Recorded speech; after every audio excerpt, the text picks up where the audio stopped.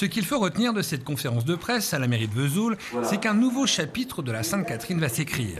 Un rendez-vous avec l'histoire, puisque ça sera la 725e édition.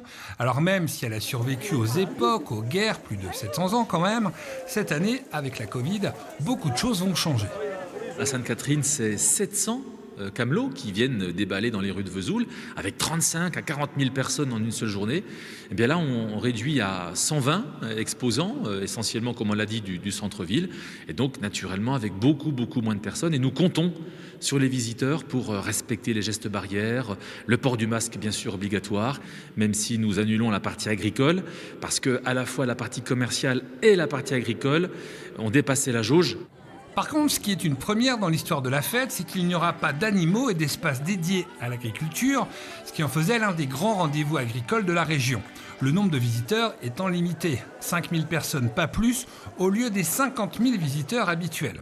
Cela sera une édition adaptée qui satisfait les commerces de la ville. Et il faut absolument du flux dans les commerces, hein. Ça a été quand même compliqué avec ce confinement. Et amener des clients dans la ville, c'est forcément une bonne idée. C'est quand même le plus gros chiffre de l'année pour la plupart des commerçants. C'est là où les clients se disent « Ah ça y est, on est à 31 jours de Noël, 25 novembre, 25 décembre ». Donc là, c'est vraiment le top départ des achats de Noël. Une édition plus intimiste, mais une édition quand même. On y tient à la Sainte-Catherine à Vesoul.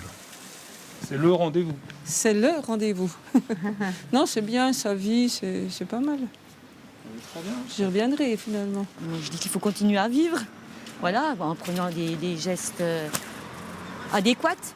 Rendez-vous est pris le 25 novembre prochain pour cette grande fête un peu particulière qui pourrait être complètement annulée si la situation sanitaire empirait d'ici là.